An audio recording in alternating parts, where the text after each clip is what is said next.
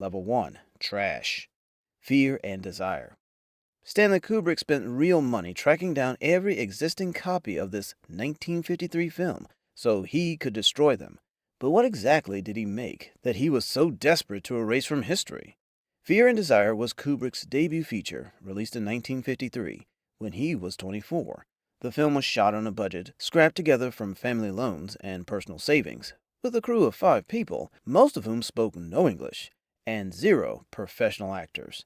Kubrick personally drove the equipment truck to the location every single day. He directed, shot, and edited the film himself because he couldn't afford to hire anyone else to do it. The story follows 4 soldiers trapped behind enemy lines during a fictional war. It wants to be a psychological meditation on violence and identity, and you can feel it reaching in almost every frame, and that's exactly the problem. Kubrick later called it, in his own words, an embarrassingly naive film made by a young man who thought he knew more than he did. He wasn't being modest, he was just being accurate. Fear and Desire isn't just technically rough, it's also emotionally rough. It's a film that has visual instincts but no emotional control. The shots look carefully planned because Kubrick was a professional photographer before becoming a filmmaker, but the story fails because it tries to do too much. The dialogue feels exaggerated, the acting is rigid, and the symbolism is so obvious that it feels like a lesson instead of part of the story. Then came Killer Kiss. Kubrick shot this film for under $75,000, mostly his own money. He sold his beloved chess set to help finance it. He operated the camera himself, edited it himself, and distributed it himself. And when it was done, he looked at what he had made and nearly walked away from cinema entirely. Killer Kiss is a noir crime movie filmed in real New York City locations like Times Square, boxing gyms, and old back alleys that no longer exist. Kubrick filmed without permits or professional lighting. He simply aimed the camera at the city and used natural light. The story follows a boxer who falls in love with a taxi dancer and ends up in trouble with her violent boss. On paper, it has everything a taut noir needs, but in execution, it reveals a director who knows how to create mood but still struggles to tell a strong story. The script feels weak, the acting is inconsistent, and the middle section completely falls apart. What makes these movies level 1 isn't that it's amateur. Plenty of debut films are amateur. But what makes it level 1 is that Kubrick himself understood it represented a failure of judgment, and that judgment never failed him again. He had to make this film to know what he was capable of. He just never wanted anyone else to see it. We can forgive the films at this level, because there was not enough funding, but at the next level, we will look at the films Stanley Kubrick had proper funding for, and they still turned out to be mediocres. Level 2. Mid. The Killing. The Killing had a real budget, around $300,000, which was a genuine step up from the scraps Kubrick had been working with. It had professional actors, including Sterling Hayden, in the lead. It had a proper crew and a distribution deal with United Artists. On paper, everything Kubrick needed to make something that worked was finally in place. The story follows a group of men planning to rob a racetrack on the day of a major race. But Kubrick tells it out of order, jumping between perspectives, replaying the same moments from new angles, layering information on top of itself rather than feeding it to the audience in a straight line. It was structurally unlike anything American cinema was doing in 1956, and it flopped massively. United Artists gave it a limited release with minimal promotion. Reviews were mixed, and the audiences were genuinely confused by the non-linear structure. The film made back its budget, but nothing more, and by every commercial measure, it didn't work. But one thing The Killing did was get Kubrick through the door. Critics noticed, and Stanley Kubrick suddenly became a name people in Hollywood talked about.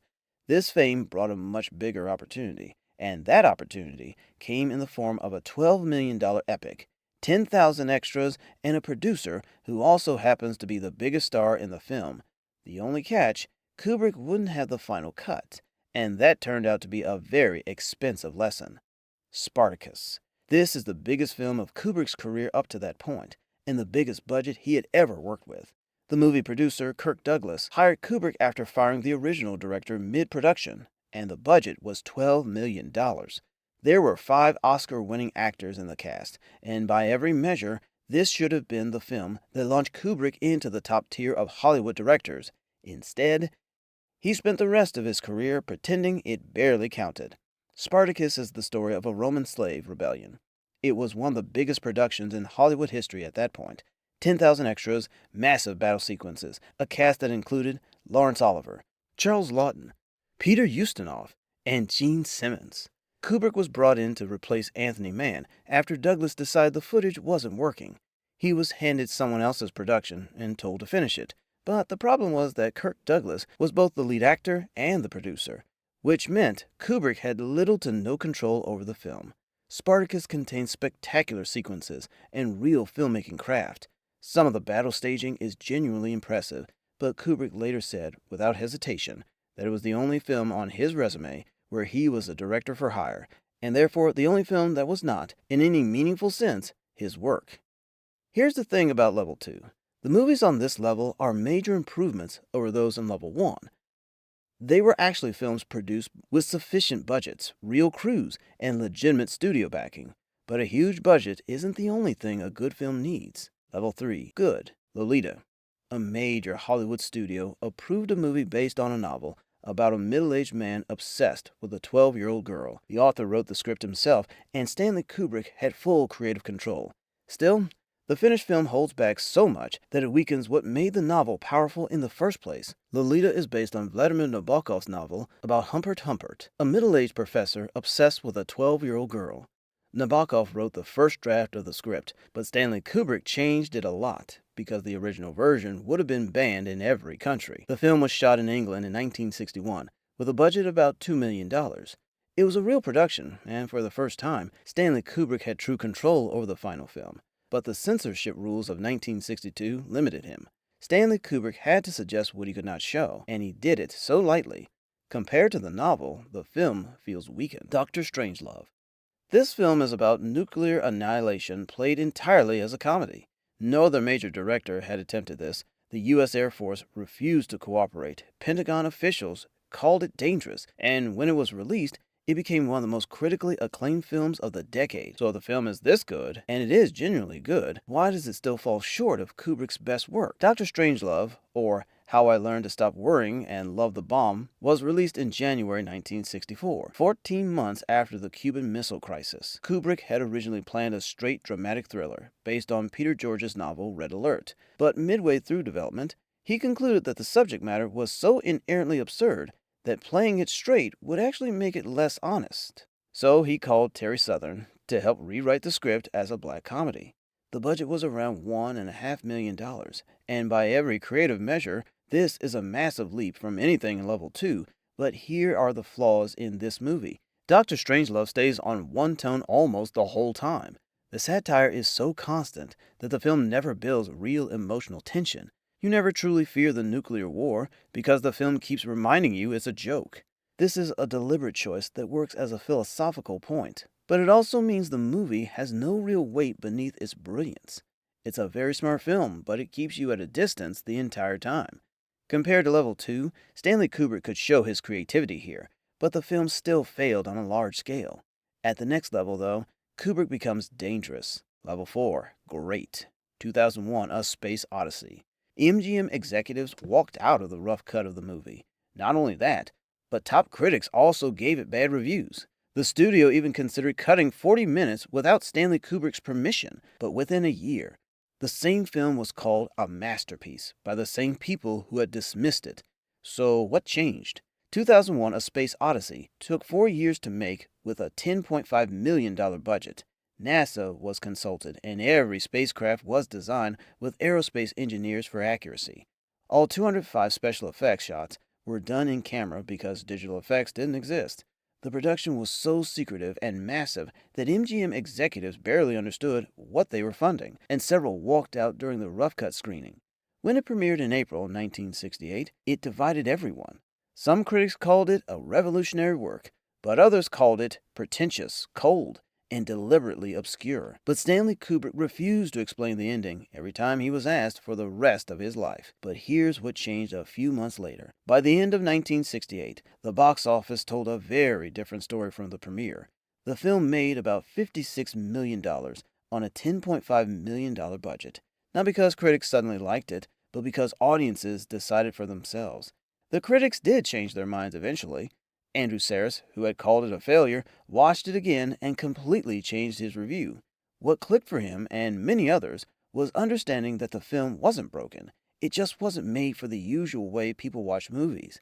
It doesn't work if you watch passively. The more attention you give it, the more it gives back. Here is what critics eventually said when they stopped expecting a conventional film and started watching the one that was actually there. Roger Ebert, in his Great Movies essay, wrote that only a few films are truly transcendent, affecting our minds and imagination like music, prayer, or a vast landscape. 2001, A Space Odyssey, isn't meant to thrill us, but to inspire awe. He said the film's genius isn't in how much Kubrick shows, but in how little. Each scene is stripped to its essence and held long enough for the audience to experience it fully. A Clockwork Orange, 1971. A Clockwork Orange is adapted from Anthony Burgess's 1962 novel about Alex Delarge, a teenager in near-future Britain who leads a gang of violent criminals, gets caught, and is subjected to a government conditioning program designated to eliminate his capacity for violence. Kubrick shot it in 1970 on a budget of around $2 million, mostly using real London locations dressed to look futuristic. The film is visceral in a way that nothing Kubrick had made before came close to. Alex, played by Malcolm McDowell, is violent, charming, and genuinely threatening. Malcolm McDowell's performance is the most fully inhabited lead role in any Kubrick film to date. The film has real emotional energy. It makes you feel things, uncomfortable things, things you aren't sure you're supposed to feel. But after its UK release in 1971, tabloid newspapers linked the film to a series of violent crimes. Death threats arrived at Kubrick's home. His family was followed. So Kubrick made the decision himself to pull the film from British distribution. A Clockwork Orange is great because it solved the problem that 2001: A Space Odyssey couldn't. It had ideas, serious ones about free will, state control, and what it means to be human. And it makes you feel those ideas rather than just presenting them. Films at this level made Stanley Kubrick famous worldwide. These are the ones people usually think of first when his name comes up. They are truly great, ambitious, original, and far ahead of anything else at the time. But great is still not the highest level. Once you see what Kubrick achieves beyond this, you notice what these films are still missing. But before we move to the next level, be sure to subscribe for more content like this. Level 5. Elite. Barry Lyndon. During the production of this film, Stanley Kubrick spent months tracking down a camera lens originally made for NASA to photograph the moon. He needed it to film scenes lit only by candlelight, no artificial light, something no director had ever done for a full-length movie. Barry Lyndon is adapted from William Makepeace Thackeray's novel about an Irish adventurer, Redmond Barry, who cons and charms his way through 18th century European aristocracy, marries into wealth, and then loses everything through arrogance and bad judgment. Kubrick shot it in 1973 and 1974 on a budget of around $11 million. Using actual Irish and English country estates as locations. The technical achievement is mind-blowing. Stanley Kubrick got NASA's Carl Zeiss f/0.7 lens, one of only 6 ever made, to shoot candlelit interiors without extra lights. He based the film's look on 18th century oil paintings, studying artists like Gainsborough, Hogarth, and Watteau. For composition and color, every outdoor shot looks like a painting. Every indoor scene glows with the exact light of that era before electricity. Nothing like this had ever been filmed before. Barry Lyndon is elite because the craft is completely in service of the story, and most people miss that on first viewing because the story asks something of you that most films don't. The film's visual perfection is not decoration. It is the argument. Kubrick is showing you a world of breathtaking beauty populated by people who are morally hollow, and he is doing it so precisely that the gap between surface and substance becomes the entire point. That is elite filmmaking. That is a director using every tool available, lens, light, composition, pacing, as a single unified statement. Full Metal Jacket. This is a Vietnam War movie Kubrick filmed without ever going to Vietnam. He built the entire thing in East London, using a demolished gasworks, rubble, and imported tropical plants. Full Metal Jacket follows a group of Marine recruits through boot camp at Paris Island, then tracks some of them into the Battle of Hue during the 1968 Tet Offensive in Vietnam. The budget was around $30 million, and the production lasted 2 years. The first half is built almost entirely around Gunnery Sergeant Hartman, Ermey's character, and his systematic psychological destruction of the recruits in his charge. Ermey was a real drill instructor who Kubrick hired as a technical advisor and then promoted to actor after watching him improvise insults at the crew for 15 minutes without repeating himself. Kubrick spent weeks recording Ermey's improvisations, then worked with him to shape the best material into the script.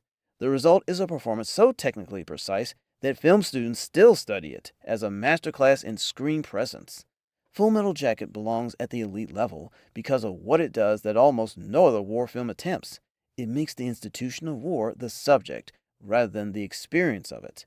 The boot camp sequence is a self-contained piece of cinema that works at the highest level, structurally perfect, tonally consistent, and built around a central performance that never loses its grip.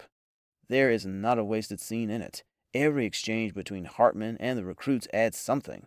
The violence at the end lands with full weight because Kubrick has spent 40 minutes making you understand exactly how it got there. The films at this level are the kind most directors spend their entire careers trying to make, but never get close to.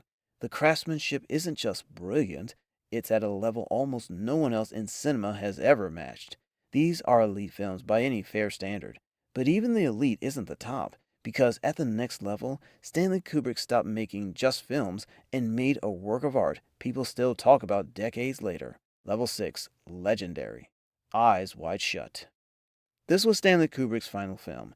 He delivered the finished cut to Warner Brothers on March 1st, 1999, and died 6 days later. Kubrick spent almost 40 years trying to make this movie because every time he revisited the Traumaville, he felt he wasn't ready yet. When he finally made Eyes Wide Shut in 1996, he was 67 years old. The filming lasted 400 days, the longest continuous shoot in film history. So the question is, what was in this film that made him wait almost his entire life to make it? Eyes Wide Shut stars Tom Cruise and Nicole Kidman, who were married in real life at the time.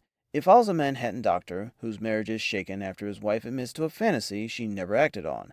What comes next is a strange, dreamlike night journey through a version of New York City that feels slightly wrong, slightly off, and more dangerous than it should be.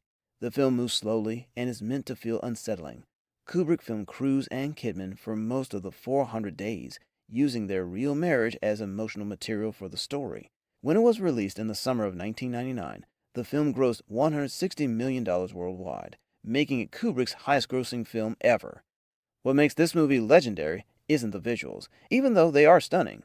It isn't the performances either, though Nicole Kidman's confession scene, which sets the whole story in motion, is one of the best performances in any Kubrick film. What truly makes it legendary is that Stanley Kubrick carried this story with him for 40 years while making all his other films, and when he finally made Eyes Wide Shut, it became a film about what lies beneath all the others. It's about marriage, about how much you think you know the person you love, and how much you don't, and about the hidden world that exists just outside normal life, and what happens when you get close enough to see it. But there is one film still above this, a film that received 2 Razzie nominations, which Stephen King called a beautiful car with no engine, a film that years later people still watch frame by frame, pausing on details, because they are still fascinated with the masterpiece. Level 7, Apex, The Shining. Stephen King called it a great big beautiful Cadillac with no engine. He said it in 1980, and he repeated it through the 1990s and 2000s. He was so publicly, consistently wrong that his opinion has become one of the most famous critical misjudgments in cinema history, because here is what actually happened after King dismissed it. People kept watching it. They watched it again. They slowed it down. They paused it, trying to figure out what triggered King's criticism. The Shining was shot at EMI Elstree Studio in England in 1978 and 1979 and cost around $18 million. The exterior of the Overlook Hotel was in the Timberline Lodge in Oregon. Everything inside was built from scratch, meticulously designed by production designer Roy Walker to look like a real mountain resort while being structurally, geometrically impossible. Jack Nicholson, the lead actor, was kept isolated throughout production. Shelley Duvall, who played Jack's wife in the movie, was subjected to a level of on-set psychological pressure she later described as one of the hardest experiences of her life. Kubrick reportedly told crew members not to offer her sympathy between takes, using her genuine distress as material. The baseball bat staircase confrontation was filmed over 127 takes. That number has been verified and remains the world record for most takes of a single scene in a major studio production. Here's what makes The Shining Kubrick's greatest film and why nothing else on this list comes close. It is the only film Kubrick made that does to its viewers exactly what the Overlook Hotel does to its guests. It pulls you back, makes you look again, and gives you something new every time, without ever giving you the complete picture. It is the apex, not because it is the most technically ambitious Kubrick film. 2001 was that. Not because it is the most emotionally confronting. Eyes Wide Shut was that. Not because it was the most visually controlled. Barry Lyndon was that. The Shining is at the apex because it contains all of those things simultaneously and adds something none of the others has. It never finishes. Every time you watch it, you are watching a different film. 44 years later, people are still finding things inside it that nobody noticed before. Which Kubrick level do you think we got wrong? And which films deserve to be ranked higher or lower than where we placed it? Share your thoughts in the comments. If you haven't subscribed yet, do that now. And watch this video next for more deep dives like this.